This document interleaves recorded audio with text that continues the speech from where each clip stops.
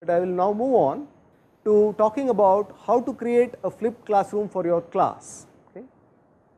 So you can stop sending the chat window responses, and it's all very nice to know that yes, this flipped classroom can be done, and I can look at Khan Academy videos, and somebody else has done it for arrays, and somebody else has done it for, let's say, networking, and all of those things are fine. But finally what we are interested is in executing this flipped classroom in our own class, assuming that we have now got a strong buy-in into the idea that I don't want to spend my class time simply telling something to the students, especially nowadays when what I am telling can be easily found in various video sources, various animations, all of those resources being available. So I don't want to spend my class time in simply telling students something.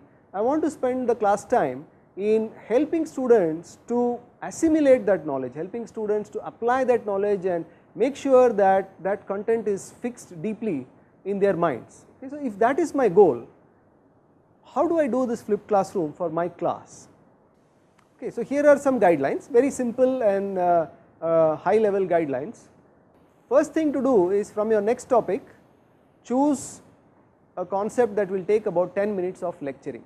Concept which, imagine that you are a traditional lecturer who is just simply going to go into the classroom and talk about something, and choose a topic which will take 10 minutes to explain. Okay. And then choose a format of pre-class activity for this concept. For example, you may find or create a video of the lecture, or you may assign some reading material. So for finding a video, there are lots of these videos available.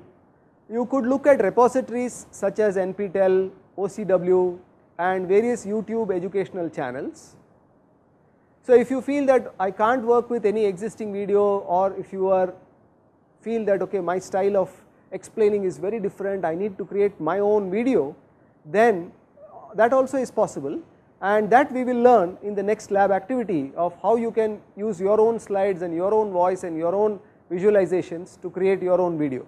So having done that, the next thing that you want to do is decide what you will do to ensure that students do the pre-class work. Okay, so you have assigned students to watch the video or read, and you need to figure out a mechanism to say what will you do to ensure that this actually happens.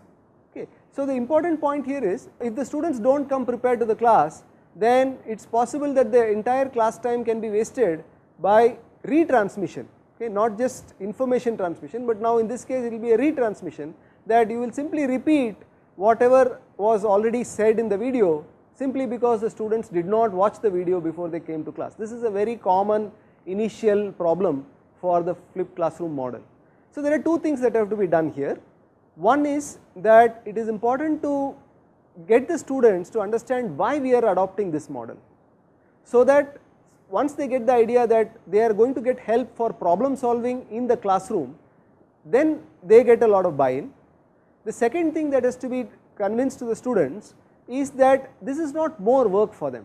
Okay, this is simply the same amount of work, but in a flipped manner. So instead of them listening to the lecture in the classroom and then solving the problem at home before the exam, now they are listening to the lecture at home and solving the problem in the classroom. So in terms of number of hours spent in study, there is nothing increasing for the student. And the third thing that is required is that even in spite of this, there may be some incentive that is required, which very easily can be set up in the form of a quiz. So what you can do is, you can give a simple quiz which has fairly low weightage at the start of the class, maybe the first 5 to 10 minutes of the class, which checks some simple concept which was there in the video. So for example, in the case of the Pythagoras theorem, you may simply ask them to state the Pythagoras theorem formula, which will at least ensure that they have seen the first 2 minutes of the video, because it takes 2 minutes before that part of the formula is displayed. And then we create in-class activities that will help students to work on the topic. So how to create these in-class activities, we saw a few examples. And finally, the important thing is to ensure that students get feedback on their work, either from peers or from you. So that's why the activities like think, pair, share, group learning, they are more preferred to just activities like individual problem solving. So, in the case of individual problem solving, will then be required is that there will have to be a large number of TAs in the classroom who go around and make sure that students are working and determining okay, where a particular student is stuck and assisting students at a fine level.